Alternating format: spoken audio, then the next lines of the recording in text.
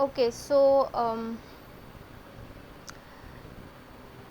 Medicinal botany का जो fourth unit है उसी में से एक और टॉपिक करते हैं, दैट इज़ अबाउट आयुष, जहाँ पे मैं थोड़ा सा एक्सप्लेन करूँगी about Ayush and its aims and objectives. So बहुत छोटा सा टॉपिक है, इसमें ज़्यादा कुछ है नहीं, बट जस्ट ये टॉपिक आपको इंक्लूडेड है तो अपने कंप्लीट करते हैं, राइट। सो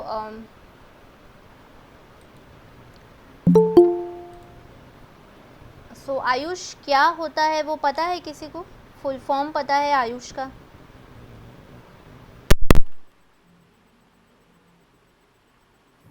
यस मैम, शायद से इसका फुल फॉर्म है आयुर्वेद, यूनानी and yoga, yoga and Unani, then Siddha and homeopathy.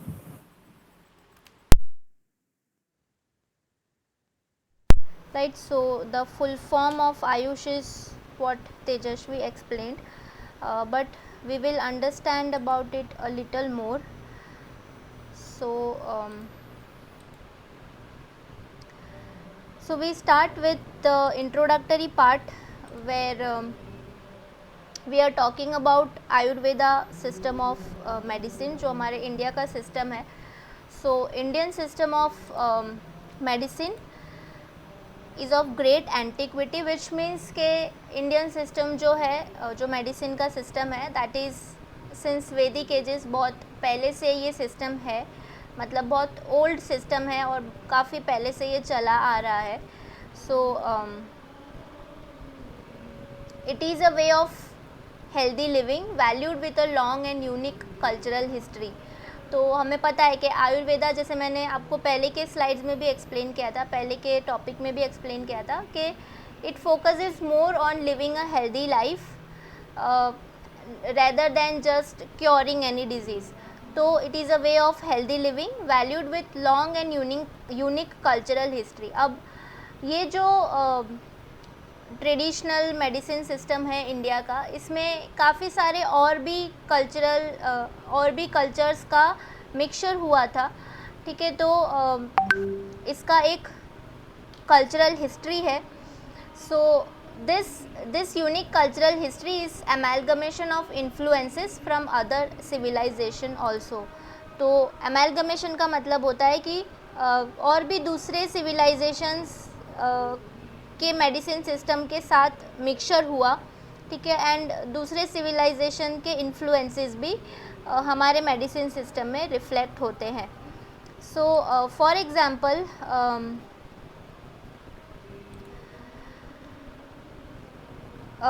Greece में से हमको यूनानी मेडिसिन सिस्टम मिला, ठीक है।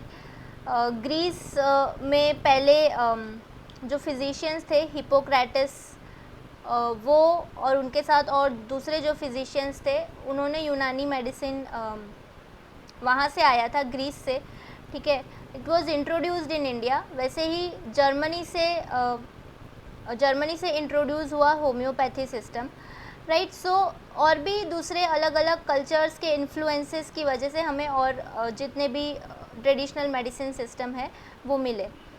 सो बिकॉज़ अब आजकल धीरे धीरे आयुर्वेदिक मेडिसिन सिस्टम पे ज़्यादा फोकस जाने लगा है।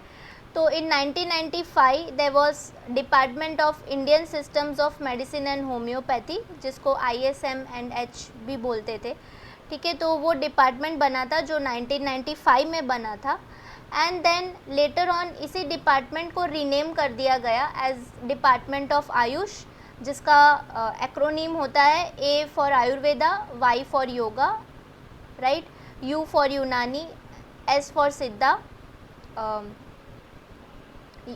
Y for yoga and naturopathy, right, and U for Unani, S for Siddha, and H for homeopathy. So Ayush basically comprises of all the traditional system of medicine which gives a healthy living. तो आयुर्वेदा के अलावा ये सारे systems भी इसमें include होते हैं। So यही जो डिपार्टमेंट था ISM&H, ये later on 2003 में डिपार्टमेंट ऑफ आयुष कंसीडर किया गया। अब ये जो डिपार्टमेंट ऑफ आयुष है, it became a separate ministry, एक अलग से मिनिस्ट्री ही बन गया जिसको नेम दिया गया ministry of Ayush, which was in 2014। तो अटल बिहारी वाजपेयी जो थे उन्होंने ही मिनिस्ट्री ऑफ आयुष स्टार्ट करवाया था, राइट। तो ये जो डिपार्टमेंट ऑफ आयुष है, ये अभी फ़िलहाल ये एक सेपरेट मिनिस्ट्री है। जैसे अलग अलग मिनिस्ट्री होती है, मिनिस्ट्री ऑफ एनवायरनमेंट होता है, ठीक है, मिनिस्ट्री ऑफ फाइनेंस होता है, वैसे ही ये पूरी एक अलग मिनिस्ट्री बन गई which is ministry of Ayush, which was in 2014, right. So this is under government of India, this is a separate ministry now formed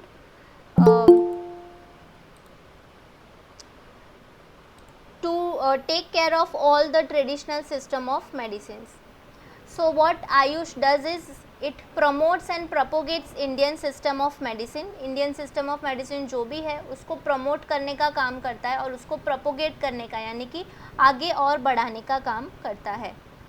So the basic idea is कि Ayush tries to mix up in fusion करने का कोशिश करता है with the traditional medicine system along with the modern science. पहले modern science available नहीं था but traditional medicine था, तो अभी ट्रेडिशनल मेडिसिन और जो भी मॉडर्न नॉलेज है उसे अप्लाई करके आयुष का ट्रायल रहता है कि दिस जो भी इसके कॉम्बिनेशन से जो भी बनता है that relates to the efficacy of modern life. Modern life में जो भी अलग अलग एलिमेंट्स होते हैं या जो भी प्रॉब्लम्स होती है उस पर ये दोनों का कॉम्बिनेशन इफ़ेक्टिव हो, ये आयुष ट्राई करता है. सो आयुष के अंडर एक बॉडी है that is national medicinal plant board, जिसको NMPB भी बोलते हैं. So this is national medicinal plant board which is under ministry of Ayush. This functions under the department to coordinate activities relating to conservation, cultivation, marketing, export and policy making. तो आयुर्वेदिक जो भी products है, जो भी plants हैं, उनका conservation करना, उनको कल्टीवेट करना, फिर जो भी ड्रग्स बनते हैं उनका मार्केटिंग करना, एक्सपोर्ट करना, और जो भी पॉलिसी बनाना है इंपोर्ट एक्सपोर्ट को लेकर या फिर एथिक्स को लेकर जो भी पॉलिसी बनाना है, वो सबका काम ये नेशनल मेडिसिनल प्लांट बोर्ड करती है, विच is under ministry of Ayush. Department of Ayush के अंडर ही आता है, तो उसी का एक पार्ट है. सो ये जो है ये आपको वन लाइन वगैरह में आ सकता है कि नेशनल मेडिसिनल प्लांट बोर्ड, या तो ऐसा पूछ सकते हैं कि ये जो फुल फॉर्म है NMPB जो है उसका फुल फॉर्म क्या हो सकता है, तो you need to know, right. तो this is national medicinal plant board which is under the ministry of Ayush, जो इन सारी एक्टिविटीज़ पे ध्यान देता है. Now the point to understand is के पहले जो है मिनिस्ट्री ऑफ आयुष नहीं था, राइट. एंड 2014 में मिनिस्ट्री ऑफ आयुष आया. तो मिनिस्ट्री ऑफ आयुष के आने के बाद काफ़ी सारे मूवमेंट्स हुए, मतलब मिनिस्ट्री बनने के बाद काफ़ी सारी इंक्रीज़ देखा गया in the infrastructural facilities for the traditional system of medicines. Allopathic system जो है उसको तो उसमें हमेशा प्रोग्रेस ज़्यादा ही था, हमेशा उसमें इंफ्रास्ट्रक्चरल फैसिलिटीज़ ज़्यादा ही थी, डॉक्टर्स ज़्यादा थे, मेडिसिन ज़्यादा है, ठीक है. बट आयुर्वेदा में इतना नहीं था. बट जैसे मिनिस्ट्री ऑफ आयुष फॉर्म हुआ तो काफ़ी सारी एक्टिविटीज़ बढ़ी, जिसकी वजह से नंबर में इंक्रीज़ आया. So at present 8667 drug manufacturing units है. ये ड्रग मैन्युफैक्चरिंग यूनिट्स जो है वो आयुर्वेदिक ड्रग मैन्युफैक्चरिंग यूनिट्स है. देन 550 एजुकेशनल इंस्टीट्यूशंस है जो आयुर्वेदा के बारे में पढ़ाते हैं, ट्रेडिशनल सिस्टम के बारे में पढ़ाते हैं. हम कुछ एजुकेशनल इंस्टीट्यूट्स के बारे में भी देखेंगे, but this is just overall figure. Then in these educational institutes 32,256 UG students हैं एंड 4,339 PG स्टूडेंट्स हैं. एंड इसके अलावा आयुर्वेदिक हॉस्पिटल्स भी हैं विच काउंट्स टू 3639. एंड इसके अलावा आयुर्वेदिक डॉक्टर्स के नंबर्स भी काफ़ी बड़े हैं. So this goes to about 7 lakh, right.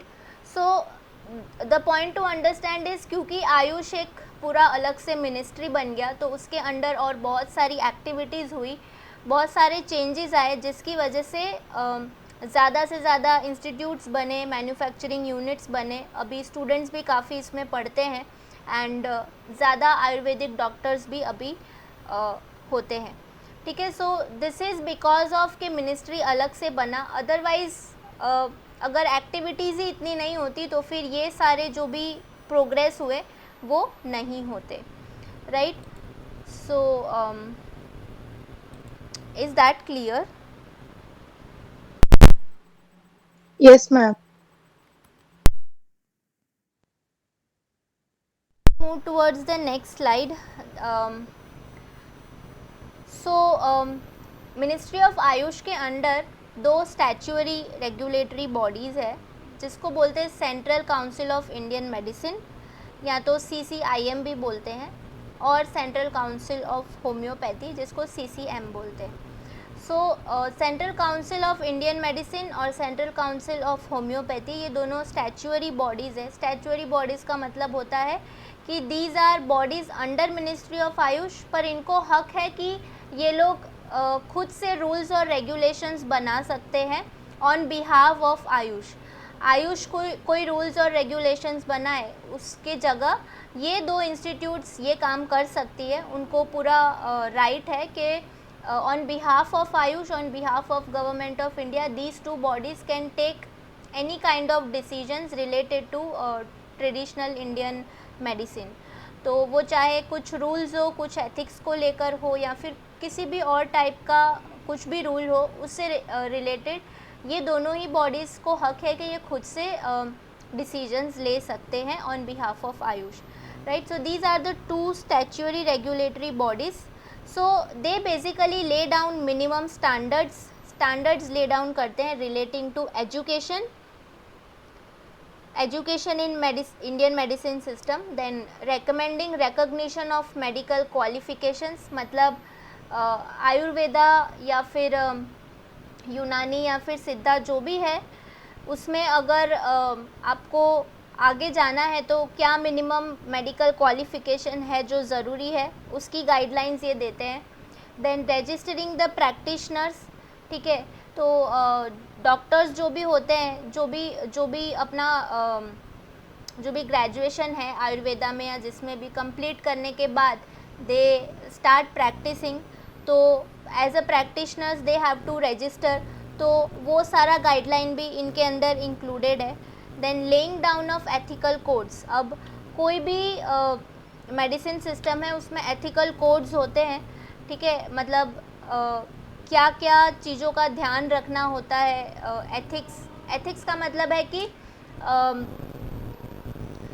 जो भी चीज़ है, जो भी आपको गाइडलाइन फॉलो करना है, उसमें आपको कुछ भी क्या बोलते हैं, जानबूझ के चीट या ऐसा कुछ नहीं करना है, ठीक है। जैसे कि फॉर एग्ज़ाम्पल, जैसे हमने कैटेगरीज ऑफ आयुर्वेदिक प्रोडक्ट पढ़ा, तो उसमें हमने चूर्ण की कैटेगरी पढ़ी थी, ठीक है। तो वो क्या है, that is powder form.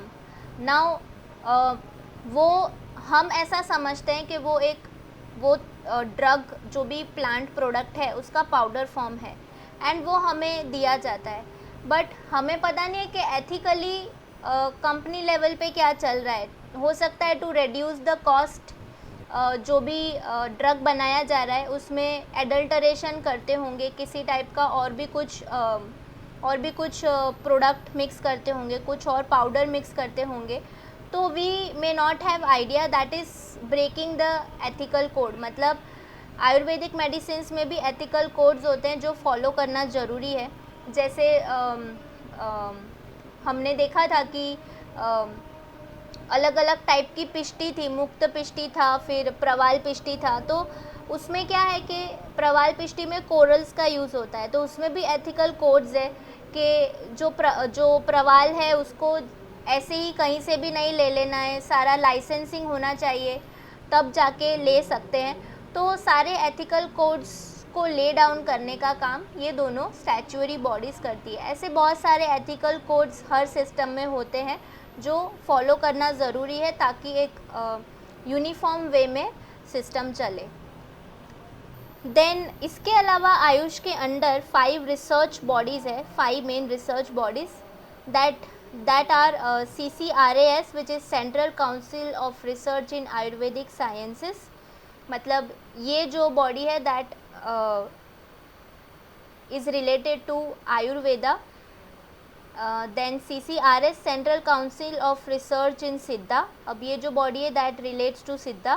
Then CCRUM which is Central Council of Research in Unani Medicine, right? So this is related to Unani। And CCRH which is Central Council of Research in Homeopathy। And then CCRYN which is Central Council of Research in Yoga and Naturopathy। तो जो भी आयुष में included है, आयुर्वेदा, सिद्धा, यूनानी, homeopathy, yoga and naturopathy, इन सभी branches को लेकर एक एक रिसर्च बॉडीज़ बनाई गई है। तो ये जो रिसर्च बॉडीज़ है इनका काम है ये देखना कि आयुर्वेदा जो है आयुर्वेदा है या फिर सिद्धा है, यूनानी है, होम्योपैथी है, इन सब फील्ड्स में रिसर्च कितना अच्छे से चल रहा है, कितना एथिकली चल रहा है, एंड रिसर्च में कुछ भी एड चाहिए, कुछ भी फंडिंग चाहिए, तो ये सब देखने का काम ये 5 रिसर्च बॉडीज़ करती है, right. So these are the 5 research bodies which are included under the Ministry of Ayush। Then again as I said कि बहुत सारे इंस्टीट्यूट्स बने थे, बनाए गए after the formation of ministry of Ayush. तो आयुष के under at present 8 national institutes है आयुर्वेदा के, विच आर NIA जयपुर, जो जयपुर में है, that is national institute of Ayurveda, right. Then RAV Delhi which is national academy of Ayurveda, या तो RAV मतलब होता है राष्ट्रीय आयुर्वेदिक विद्यापीठ जो दिल्ली में है, ठीक है। Then NIS which is national institute of Siddha, मतलब सिर्फ और सिर्फ सिद्धा मेडिसिन सिस्टम के साथ ये इंस्टीट्यूट डील करता है। देन IPGTRA जामनगर जो हमारे गुजरात में है, तो IPGTRA का फुल फॉर्म होता है institute of post graduate teaching and research in Ayurveda, तो ये गुजरात में है जो जामनगर में है। Then NIUM which is national institute of Unani medicine which is in Bangalore. Then MDNIY जिसको बोलते हैं Morarji Desai institute of yoga, ठीक है, तो ये पूरा इंस्टीट्यूट जो है वो योगा का है।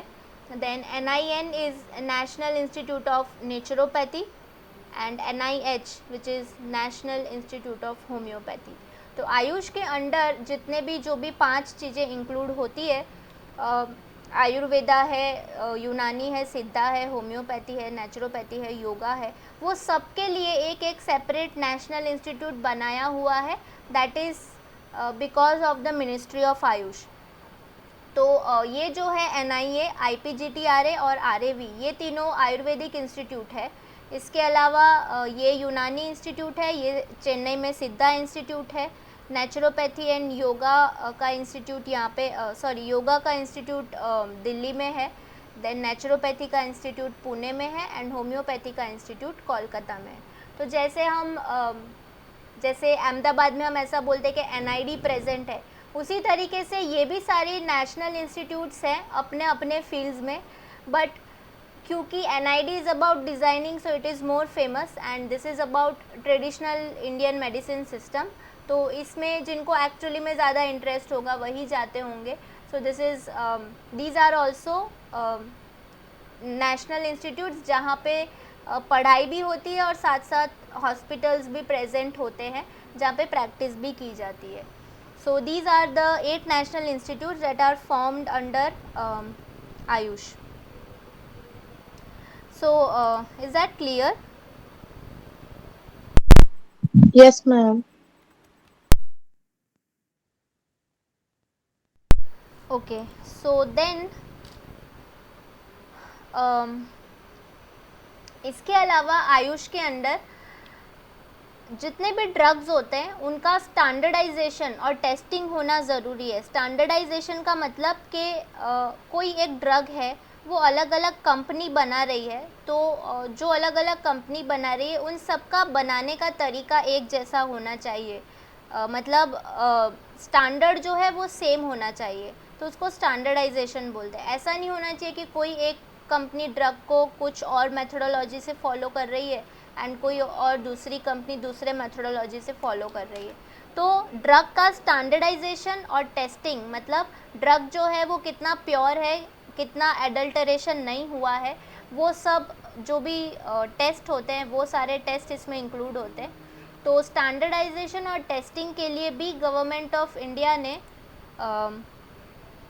बहुत सारी एजेंसीज प्लान में रखी है। काफ़ी सारी एजेंसीज है जो गवर्नमेंट ऑफ इंडिया के थ्रू ये स्टैंडर्डाइजिंग और टेस्टिंग का काम देखती है।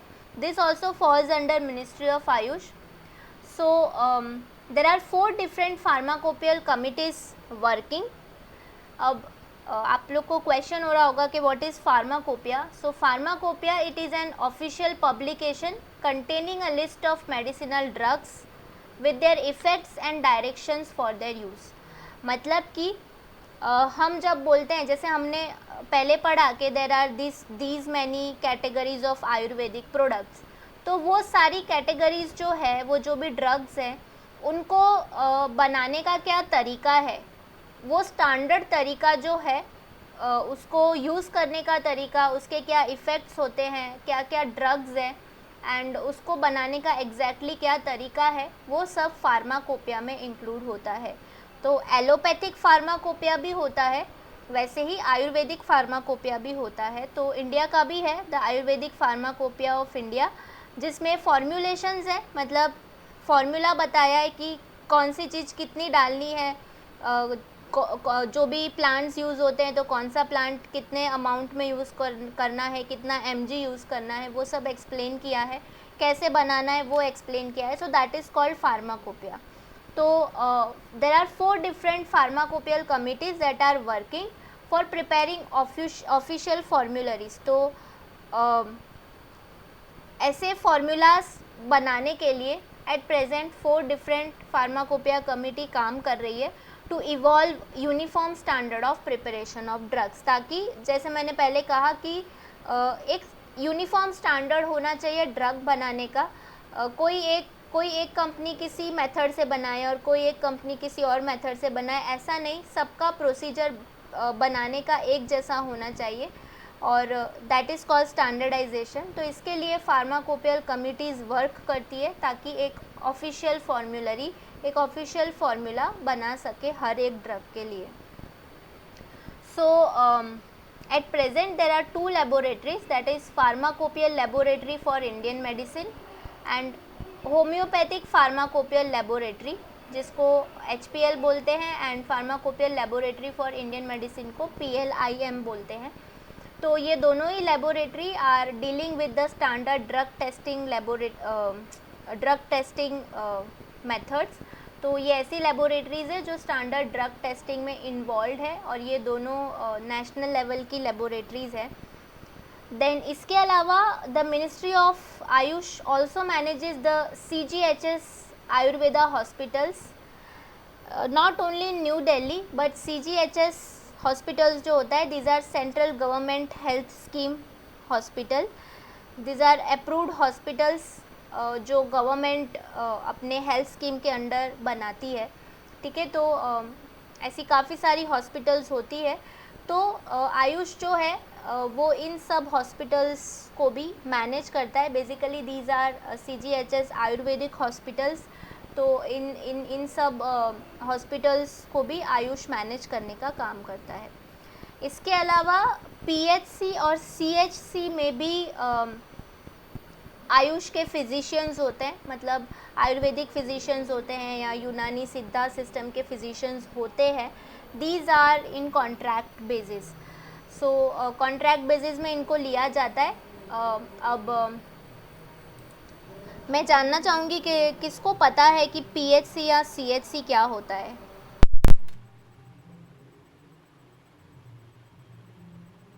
PHC का मतलब पता है?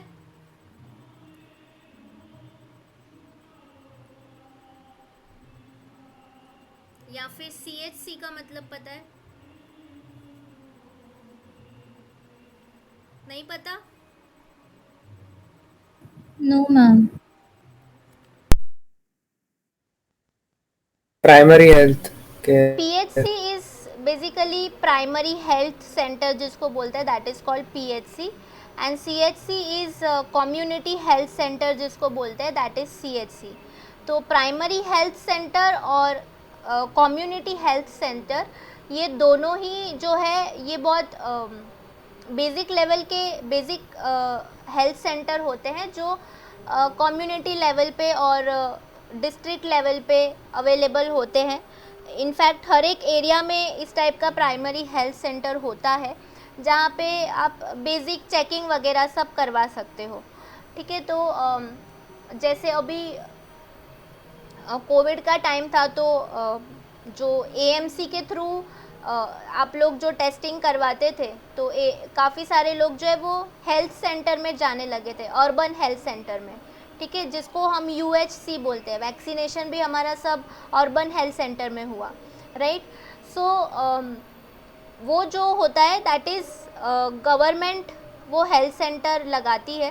ठीक है, एंड वहाँ हेल्थ सेंटर में जितनी भी सर्विसेज होती है मोस्टली फ्री होती है, एंड आपको जो भी क्या बोलते हैं, जो भी ऐसे लोग होते हैं जो इजीली अफोर्ड नहीं कर सकते बाहर टेस्टिंग करवाना, तो for them health centre is the best. And Covid के टाइम हमने देखा भी कि हेल्थ सेंटर में ही ज़्यादातर लोग जाते थे, राइट। सो उसी तरीके से प्राइमरी हेल्थ सेंटर और कम्युनिटी हेल्थ सेंटर भी हेल्थ सेंटर्स होते हैं जहाँ पे आपको कुछ भी टाइप की टेस्टिंग करवानी हो तो करवा सकते हैं। तो ऐसे जितने भी एरियाज़ में प्राइमरी हेल्थ सेंटर और कम्युनिटी हेल्थ सेंटर है वहाँ पे आयुष ने आयुष के थ्रू आयुष फिजिशियंस यानी कि आयुष डॉक्टर्स वहाँ पे बैठते हैं जो आयुर्वेदिक मेडिसिन सिस्टम के साथ डील करते हैं। They have the knowledge and उनको कॉन्ट्रैक्ट बेसिस पे रखा गया है। ये इसलिए करते हैं क्योंकि ताकि जो भी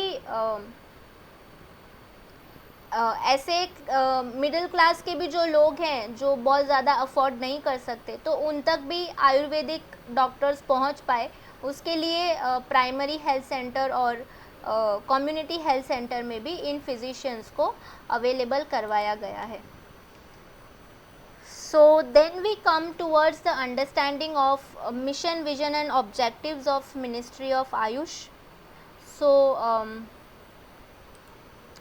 first of all, let us take a look at the vision of the Ministry of Ayush. So the vision statement of Ministry of Ayush is to position Ayush systems as the preferred systems of living and practice for attaining a healthy India. So एक बात हमेशा याद रखो कि vision यानी कि वो चीज़ जो एक लॉन्ग टर्म गोल होता है। मतलब जब हम कोई चीज़ स्टार्ट करते हैं या फिर कुछ एनविजन करते हैं कि जैसे कोई भी चीज़ है तो हम सोचते हैं कि हमें एक दिन यहाँ इतना करना है, मतलब एक डिसाइडेड टारगेट होता है जो एक्चुअली लॉन्ग टर्म गोल होता है। तो आयुष का जो विज़न है that is a long term goal which says के आयुष सिस्टम जो है उसको सब लोगों की लाइफ में एक प्रेफर्ड सिस्टम बनाना है। ठीक है, मतलब सब लोग आयुष सिस्टम को फॉलो करें। This is preferred system of living and practice for attaining a healthy India, ताकि सब लोग ये जो ट्रेडिशनल सिस्टम ऑफ मेडिसिन है इसको यूटिलाइज करके और एक हेल्दी इंडिया तक बन पाए। अब ये एक विज़न होता है, मतलब कि एक लॉन्ग टर्म गोल है कि इंडिया को हेल्दी बनाना है by the use of Ayush system. ठीक है, सो विज़न इज़ समथिंग दैट हम बहुत दूर का सोचते हैं कि हमें ऐसा करना है, right. But then comes the mission statements. So mission statement हमें ये बताता है कि इस विज़न तक पहुंचने के लिए, ये जो हमारा लॉन्ग टर्म गोल है उसको पहुंचने के लिए फ़िलहाल हम क्या क्या स्टेप कर रहे हैं या फिर हम क्या क्या स्टेप्स करेंगे, that is called mission statement. So the mission of AYUSH is to mainstream AYUSH at all levels in the health care system. तो हेल्थ केयर सिस्टम के जो भी लेवल्स हैं उसमें हर तरीके से आयुष को मेन स्ट्रीम बना देना है. Main stream in the sense के आज की डेट में जब हम देखें तो आयुर्वेदा हमें इतना मेन स्ट्रीम नहीं लगता, बिकॉज ज़्यादातर एलोपैथिक सिस्टम ही डोमिनेंट है. तो इस स्टेटमेंट का मतलब ये है कि जिस तरीके से एलोपैथिक को जो पोजीशन मिला है उसी तरीके से आयुर्वेदिक और ट्रेडिशनल सिस्टम ऑफ मेडिसिन जो है उसको भी इक्वल पोजीशन पे ला के रखना है हेल्थ केयर सिस्टम में. So this is to mainstream the AYUSH at all levels in healthcare system. Then second is to improve access to and quality of public health delivery through Ayush system. मतलब लोगों का जो quality of life है वो improve करना है. And to improve the access मतलब अगर कोई ट्रेडिशनल सिस्टम को यूटिलाइज भी करना चाहता है तो उसके लिए उसे उतना एक्सेस भी तो होना चाहिए, उस सिस्टम तक पहुंचने का इजी तरीका भी तो उसके पास होना चाहिए. तो उसको इम्प्रूव करना, उसको डेवलप करना. अभी जैसे आज हमको सर्दी होती है, बुखार होता है, कुछ भी होता है, तो हम लोग सबसे पहले एक आयुर्वेदिक एलोपैथिक डॉक्टर के पास चले जाते हैं जो जनरल फिजिशियन होते हैं. वो हमें कुछ कुछ दवा लिख कर देते हैं. ठीक है, हम उनके पास क्यों जाते हैं? क्योंकि हम उनके पास ही अक्सर इलाज करा रहे होते हैं और वो हमें इजीली अवेलेबल होते हैं. बट आयुर्वेदिक डॉक्टर्स हमारे आसपास हमको इजीली अवेलेबल नहीं होते हैं. तो दिस इज़ द पॉइंट कि we need to improve the access and quality of public health delivery through AYUSH system. Then third is to focus on promotion of health and prevention of diseases by propagating AYUSH practices. अब third point is के वही जो आयुर्वेदा बोलता है कि we have to focus on promoting health and preventing disease. Disease हो जाए उसकी जगह, डिजीज़ ना हो उसके क्या क्या स्टेप्स लेने हैं उसका ध्यान रखना है. तो आयुष का focus is on promotion of health and prevention of disease. Disease ना हो उसका ध्यान रखना बाय प्रोपोगेटिंग आयुष प्रैक्टिसेस. मतलब ट्रेडिशनल मेडिसिन सिस्टम में क्या क्या प्रैक्टिसेस होते हैं, क्या क्या चीज़ें बताई जाती है ताकि डिजीज़ ना हो, वो सबको प्रोपोगेट करना, मतलब लोगों तक पहुंचाना. That is the focus of Ayush. Then proper enforcement of provisions of drugs and cosmetic act 1940 and rules framed thereunder relating to the ASU drugs throughout the country. मतलब जो भी ड्रग एंड कॉस्मेटिक एक्ट के अंदर जो भी rules include होते हैं वो सबको अच्छे से फॉलो करना ताकि एथिक्स मेंटेन रहे. And all the things relating to the ASU drugs, मतलब आयुर्वेद, सिद्धा, यूनानी ड्रग से रिलेटेड पूरे कंट्री में जो भी रूल है उसके अकॉर्डिंग सब कुछ चले, उसका ध्यान रखना. So these are the mission statements. अब ये जो मिशन स्टेटमेंट्स है ये फ्रेम किए जाते हैं इस तरीके से ताकि जो विज़न है उसको अल्टीमेटली रीच किया जाए. तो reach is a long term goal, vision is a long term goal.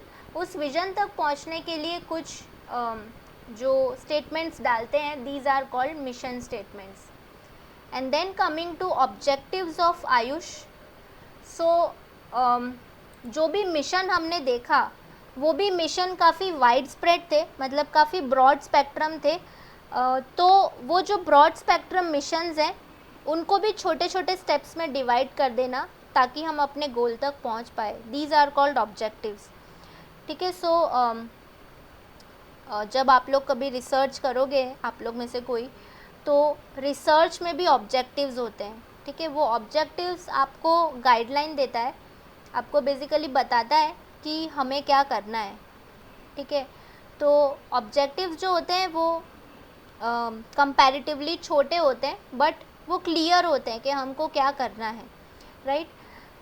So objectives of AYUSH is delivery of Ayush services, मतलब आयुष के अंडर जो जो भी चीज़ें सर्विसेज इंक्लूडेड है वो सब लोगों तक पहुंचाना, दैट इज़ आयुष सर्विसेज। तो जैसे आयुष के अंडर जो भी डॉक्टर्स अवेलेबल है, जो भी आयुर्वेदिक या ट्रेडिशनल मेडिसिन सिस्टम के जो भी डॉक्टर्स हैं उनको प्राइमरी हेल्थ सेंटर तक पहुंचाना, that is called delivery of Ayush services. ऐसी कई सारी सर्विसेज होगी जो आयुष के अंडर इंक्लूडेड है, तो वो सब नीचे के लेवल तक सब लोगों तक पहुंचाना। Then human resource development in AYUSH. अब ह्यूमन रिसोर्स डेवलपमेंट का मतलब होता है कि एक सिस्टम के अंदर बहुत सारे लोग एक साथ काम करते हैं, ठीक है, तो वो सब लोगों को वो जो टास्क फोर्स जिसको बोलते हैं, जिनकी वजह से ये सिस्टम चल रहा है, वो सारे लोगों को प्रॉपर ट्रेनिंग देना, प्रॉपर डायरेक्शन देना एंड उनको सही जगह तक पहुंचाना, that is called human resource development. क्योंकि अंदर का टीम जब स्ट्रांग होगा तो अल्टीमेटली सारे गोल तक पहुंच सकते हैं। So this is human resource development in Ayush.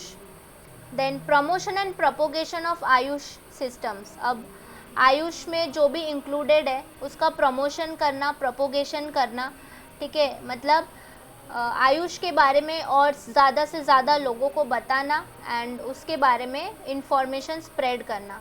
So that is also an objective of Ayush. Then research in Ayush.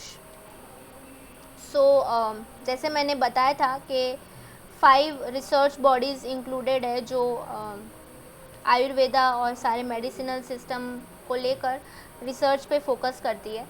So research in Ayush is also an important objective because that ensures के सारे rules और regulations follow होके और जो drug बनता है that is adulteration free and that is pure and हो सकता है कुछ अलग टाइप का और कुछ नया ड्रग, ज़्यादा इफ़ेक्टिव ड्रग भी इससे डेवलप हो सकता है जो अल्टीमेटली पब्लिक तक पहुंच सकता है।